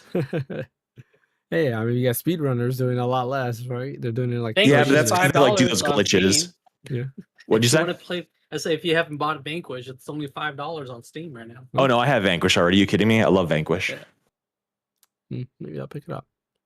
You never played Vanquish before, James? No, I've never played it. I've always seen it. Oh, it's a great game. Around to playing it, and then I was surprised when I found out they that Platinum made Vanquish. Yeah. I was like, oh, hell yeah. That's why it's part very of good. that bundle with Bayonetta. Yeah. Yeah, no, it's Steam Deck verified, by the way, James. So you should definitely pick it up for $5. Okay. I definitely want to play. I don't know why I forgot the name of the game. Pragmata. Vanquish? There we go. No, Pragmata. Oh, Pragmata. Yeah, I definitely want to play Pragmata. I just don't know what platform. I mentioned I think multiple times I probably will get it on PS5 Pro just so I have more PS5 Pro like games. It looks great. I did forget to mention I played Horizon Zero Dawn, the remaster version, because that came to PlayStation Plus. I think it looks gorgeous on the PS5 Pro. It is a night and day difference between the two. I was super impressed, and it makes me want to finish the game because I am at the end. I just got to finish it. Oh, are you? Yeah, it's taken me like 20 years to beat this game. I got it when it first came out on PS4. Didn't it come out the same day as Breath of the Wild or no? It did. Yeah. Was it Breath of the Wild? Yeah, Breath of the Wild. Yep. So or was it? No, what was it? Was it Breath of the Wild? It came out in 17. Yeah, it came out. I thought it came out in 16 for some reason. Okay, yeah, you're right. It was 17. Yep, came out the same day because that was the biggest issue. Like why I didn't play in the beginning was because I was playing what's it called? Breath of the Wild, and I played Breath of the Wild. And didn't Forbidden West came out the same day as Elden Ring? Yep. Yeah. Yeah, they just have bad, and I think the DLC. Bad timing. Or was it I think the DLC for Horizon also came out like at the same time as something else as well. So Frozen Wilds. Yeah. Because I remember that being a big thing too. So it's like, just look for when the next Horizon game comes out because that means something major is going to come out that same week. Right. But yeah, eventually I'll get Pragmata for sure. Ash, what have you been playing? Just Player Obscure. I've been like covering a lot of ground with it. I finally got into Renwar's drafts, and I went through that big deep abyss. Oh, you're about to get to Simon. Yeah. I actually tested myself against Simon, and I'm like, okay, I can beat him. It's just I need to actually, listen to optimize that build. Yeah, well, not optimize. It's more like I just need to keep parrying because I already have characters that can like do millions upon millions of damage, naming just Mile and Verso. in that setup because I mainly have CL, which I know she's a big damage dealer, but she can obviously do a lot of buffs for my my two sub DPSs, and as long as I can parry the shit, then I'm fine. That's basically It's a lot of what it parrying comes though. He down has to. like 20 hit attacks or whatever. It's a lot. Yeah, and the thing is too, I'm like going back to my pictos and make sure everything is like stacked up, and at the same time, it's like you have to reset those pictos sometimes too, because a good example with glass cannon, you get 25% more damage, but you're also 25% weaker when it comes to defense. So you Right. just got to get good. You got to get good essentially. I get good. Yeah. Yeah. So yeah, I'm working on that. I've fought in Golgor like twice. Once as Verso and once as Mael, mainly because I wanted to get one of Mael's strongest weapons in the game because and for the I think it's called the Myelum or something like that. You actually can get the weapon really, really early if you beat TL during that tournament at the Adjustral Village.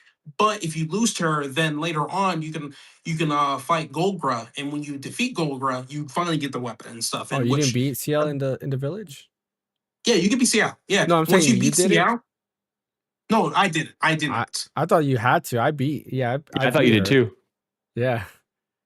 Yeah, I think you get. I think once you Ash beat was her, playing on and you hard have mode to- though, and so you have to, yeah, I was playing on hard mode. Okay. Yeah. Yeah, I was so whatever fighter you choose, if you would have chose Mile versus CL, and you beat CL, you get that weapon. Like extremely okay. early. I chose Yeah, Gustav. yeah, it's fine. Later you can go back to Golgor, beat her, and you get the weapon. So it's all good. But yeah. Other than that, I still got to go back to the tower and complete the tower. Okay, give me like a bit of a spoiler thing. Brian, how many floors are in that freaking tower? I don't remember how many levels there are. How many stages? Yeah, I don't remember. Isn't it 33? Oh God! I knew it. I knew it. Let me look. I thought it's 33. I thought it was gonna be 10. I thought it was gonna be 10 stations. That's No, it. no. 33. God damn, bro. Yeah. Let me see. How many levels are in Tower Expedition 33? Yeah, there's 33 total levels or trials. 11, so it's 11 stages, each containing 3 trials. So 33. They love to F with you, bro. They love to mess with you. They're having fun. I can tell. I can tell. Just like, okay, what if the player actually is honest and never looked up how many extra stages? How long can we keep them going? Wait, let me clarify. Maybe I said it wrong. There's 11 stages, but there's 3 fights in every stage. So there's 33 fights. There you go. Okay. That means I'm almost done. I'm almost done. Okay, I'm on all like right. stage 10. I'm on like stage 10. So You're getting I'm there. like right there. Okay, perfect. Okay, but that's still funny though. That it's still funny. So, but yeah, I've been like working on that for a good while. Without my main PC, what I've been doing is I've been like using my gaming laptop to stream towards my Steam Deck so I can play it that way, and it actually works out pretty well for me. Since the old gaming laptop I have has Thunderbolt 3, and with Thunderbolt 3, I can use an external GPU, which in this case it's like the 1080 Ti essentially, which works out and wonders and stuff. Believe it or not. And I've been working through that. I've not been playing my Switch 2 for a good while, but once I'm done with Expedition 3, I'm planning on going back to my Switch 2 and just trying to complete all the games I need to complete and stuff. Starting with Donkey Kong Bonanza. That game has not been finished. I need to finish that game. I gotta finish it too. Yeah. Yes. So I can't believe that I talked so much crap about it. I'm the only one that finished it. And 100%. You're right. Pragmata, I thought about getting it soon, but now that I think about it, I'm probably gonna wait till like a sale comes out like 20% off, 20% off or something like that, because like I wasn't really that too hyped into it. If anything, I was more interested in Mouse PI for Hire. If anything, because I thought that game it's like a mixture of a boom. I hate to call this, but a boomer shooter mixed with Cuphead, or not even Cuphead, Steamboat Willy graphics. That's literally what it is. So I'm looking forward to picking that up. The problem is I need to borrow a copy from somebody because I want to try out the game so I can buy it. But if I want to get the physical version of the Switch 2, I gotta wait until July. I'm like, brother, July. Right now, Pragmata is 20% off on Green Man Gaming, by the way. Yeah. Yep. Oh, that's crazy. That fast? Okay. Anyway, Green Man Gaming, you always, if you buy from there, you always get discounts. Remember? Right. Not Always, I've Most of seen the time. I've seen games there. I've seen games there that are like still full price and stuff. So I mean, it's not Anytime there's all a the time. pre-order, it's usually always at least every Yeah, game with that I've pre-orders, done. yes, all the time. Yeah. But yeah, they go on sale. I got quite mine for often. that much off when it was pre-ordered. Yeah. So, but yeah, my main focus is to finish Expedition 33.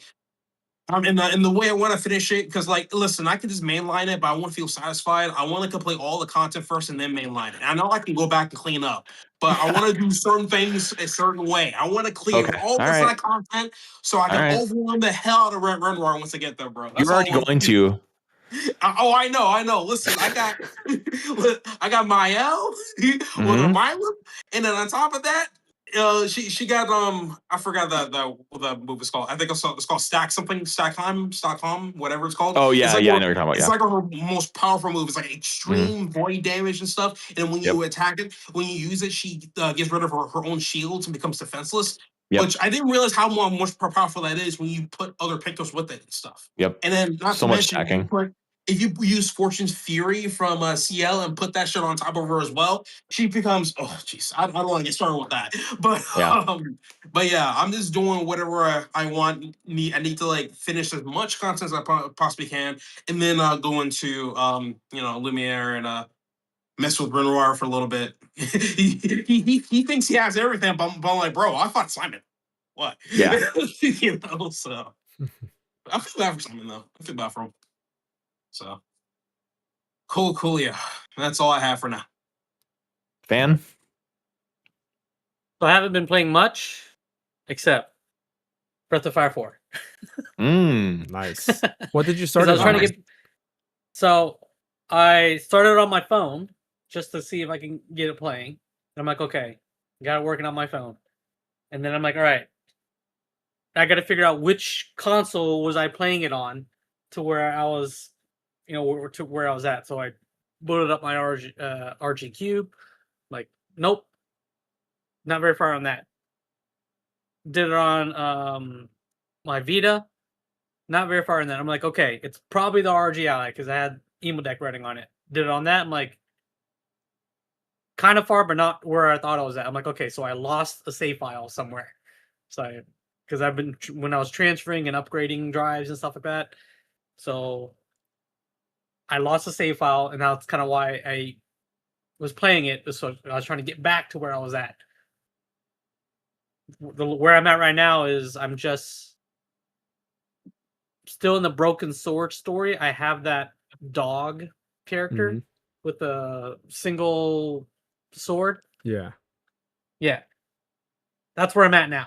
So I'm like way behind compared to where I was at before. So Sure. Yeah, I forgot his name. kind of got pissed off that I lost my save file. Oh man, I'm trying to remember what his name was. I can't believe I forgot his name. Yeah, but the reason why I was playing on the phone was because the game emulator, Gamma emulator, like is very easy to like just do 2x speed, so I can like go through the battles quickly. But I shortcut the fast forwarding on Duck Station on the Ally with a hotkey. Oh, nice. So they will like toggle it on and off. So when I'm running around, I don't have it on, but when I'm like in a battle, I have it turned on, so all my battles are going real quick. Nice. I wish more games will do that, where I can increase the battle speed, like especially on RPGs. Yeah. Yeah, especially that's on what I did when ones. I played through Final Fantasy VIII. Is I usually I don't mess with games like that, but it's like I don't consider speeding up cheating because you're still playing it. The same. It's just faster. You're still playing all the same stuff. Going through all the animations, like I just exactly. Want to, get through the animations. Exactly. So like what I did was instead of spending 30 minutes drawing 30 Ultimas or whatever, I just did it really quickly in 3 minutes or 5 minutes, and it's like I'm not really cheating, I'm just saving myself time. It's the exact same outcome, it's just not having to sit there.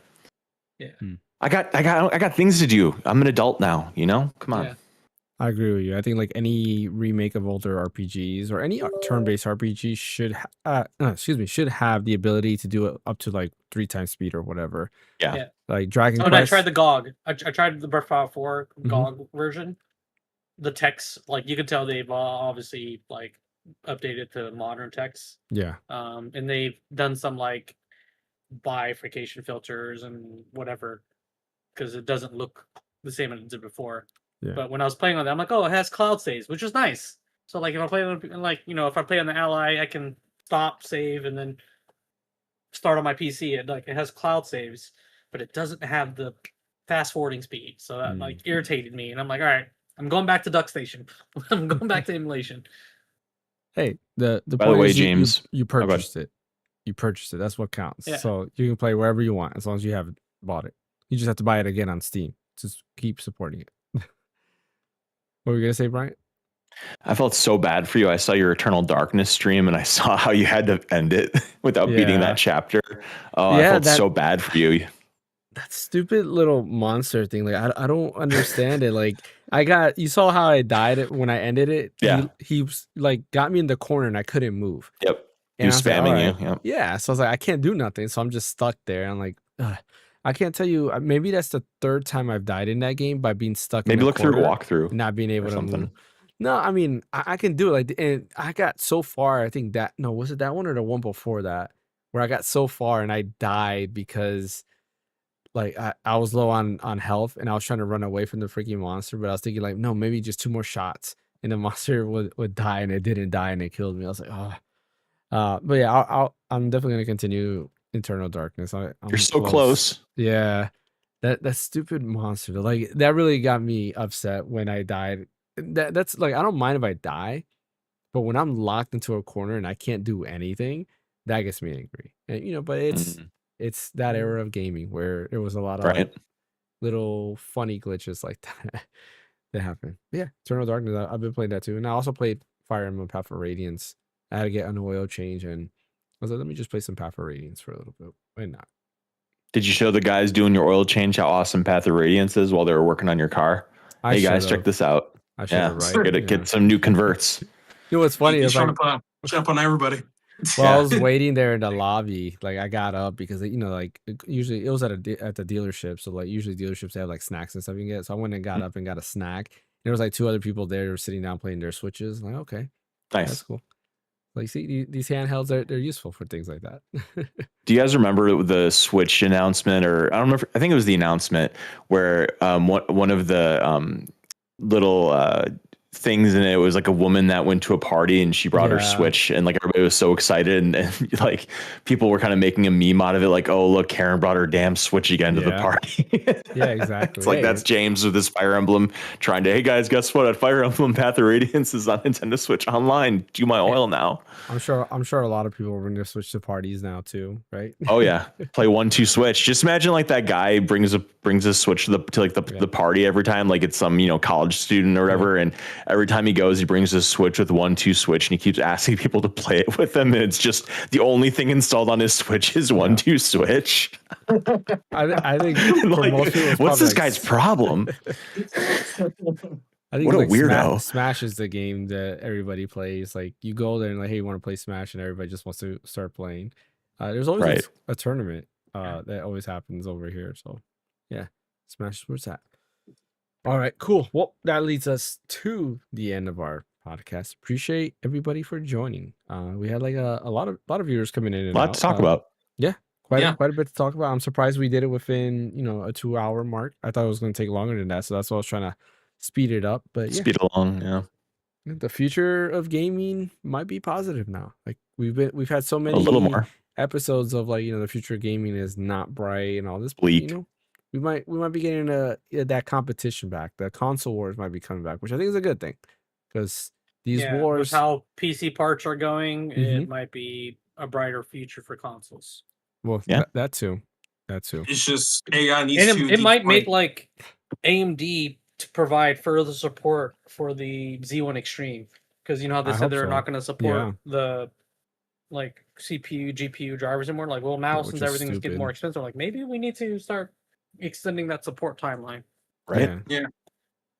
They definitely should. I mean, I don't know why they wouldn't. And I think all of us here have said it multiple times. I'm fine with the PS5 Series X generation being till like 2030, because things need to stabilize, and that we need actual games for these consoles, because there's really nothing that's really shined in terms of like first party. I would say, outside of like Last of Us 2, yeah, or no, that was a PS4 game. Yep. I'm trying to think. What are you trying to think of? Like PS5 exclusive. I'm trying to think like what's PS5 exclusive? Astrobot, Demon Souls. What's came out recently that's only on Demon PS5? Came out on PS4. Returnal, I guess. Remastered on PS5. Yeah. What'd you say? No, I don't. What'd you say, Fan? Spider-Man Miles Morales. That was PS4. That came out on PC. Yeah, and then they coming out on PC later on. But that was PS4 as well. Think. Yeah, all the Spider-Man 2, I um, guess, was technically PS5 only until it came out on PC. Also, keep an eye on the Golden Week stuff on Steam because I bought me Persona 5 Royal for $10 on Steam. Got me Nice. Soul Hackers for $10. Soul Hackers 2 for $10 on Steam. Which reminds me, they got to get the original Soul Hackers game onto like PC or consoles and stuff because that's been locked on 3DS for a while. And then I got Shin Megami Tensei 5 Vengeance for like $15. And then something I wasn't expecting to buy was the actual expansion pass for Persona 3 Reload because that's on sale for $10 instead of $35. Nice. Oh wow, that DLC should have been $10 to begin with, So, but yeah. Also, Saros is coming out, I think, on Tuesday. I got that pre-ordered. I'm looking forward to that. Also, too, maybe next week I'll touch on that. I've been playing the heck out of Returnal, and I've really been enjoying it. So next time I can talk maybe about that. Maybe I'll finish that this week too. I'm really liking that. I wanted to finish it. It's funny that you're replaying it because I was thinking of messaging you like this was like maybe a month ago. It's like, hey, you want to do a co-op Returnal with me? We never did it. Yeah, it'd be cool. Because I wanted to go through it because I started it with Mike, who we used to do the podcast with, and we just never finished it. So I want to continue doing that. Yeah, I'd be up for that. Yeah. All right. Well, as always, don't forget to hit that like and subscribe button. Follow over on Twitch. Check us out also on Apple Podcasts and Spotify. You do have the audio version there provided by Bryant, who does a good job of uploading everything.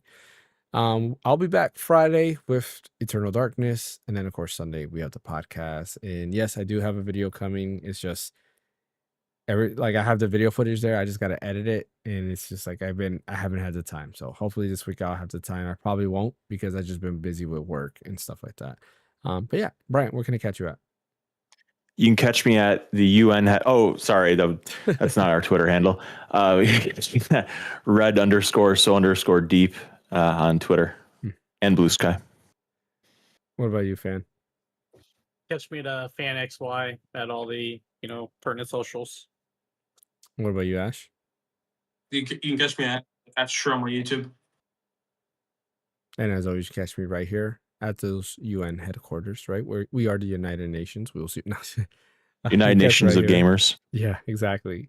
Catch me at the Random Account, of course, where I'll always be here on socials. I really don't go on it much except to read news. And of course, YouTube, Twitch. It's already in the handles. Check out Green Man Gaming. I have links in the description. It does support the channel, helps for getting new games, stuff like that, so we can talk about it a lot more.